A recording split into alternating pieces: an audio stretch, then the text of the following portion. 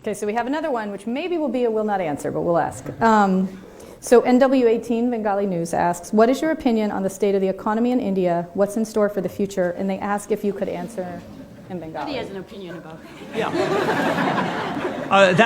That's a statement not about what will work in the future, but about what's going on now. That I'm entitled to have an opinion about, I feel. The economy is doing very badly, in my view. One of the numbers that just came out is the National Sample Survey, which comes out every 1.5 years or so, and it gives you the average consumption in urban and rural areas in India. And the fact that we see in that is that between 2014-15 and 2017-18, that number has slightly gone down.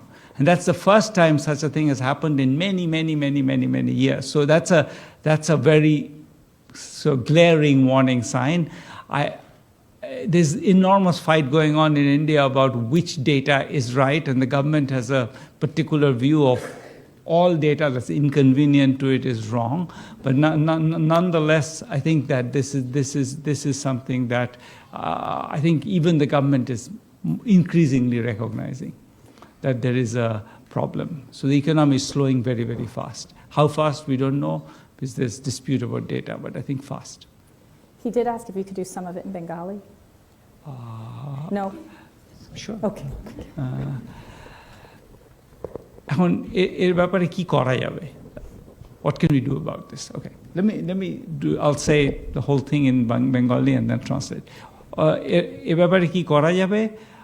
সত্যি কথা বলতে আমি জানি না, তবে যতটুকু বলতে পারি এখনকার মতো এই যে আমাদের মনিটারি পলিসি রেজিম যেটা আছে, যেখানে 4%-এর বেশি 3.5%-এর বেশি ডেফিসিট হবে না, এইসব নিয়ে মাথা ঘামিয়ে লাভ নেই। এক্ষুনি ইকোনমিতে খানিকটা আরও পয়সা আনতে হবে এবং গরিবের হাতে পয়সা দিতে হবে, বড় লোকের হাতে পয়সা দেওয়া নয়, গরিবের হাতে আরও বেশি টাকা আনতে হবে।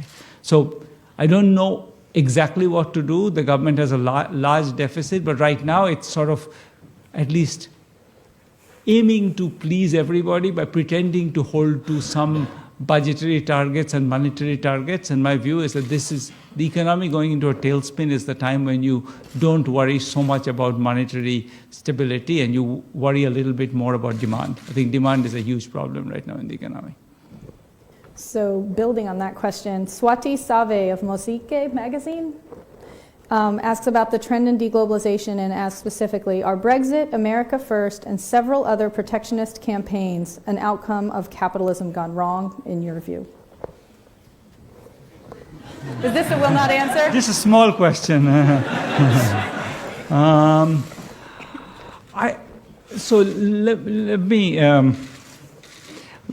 So I think they are a consequence of us not taking the consequences of globalization seriously. I think globalization was hurting.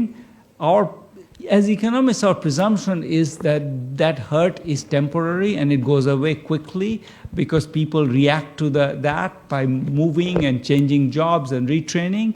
We know now that those processes are slow, and as a result, people actually get quite badly hurt.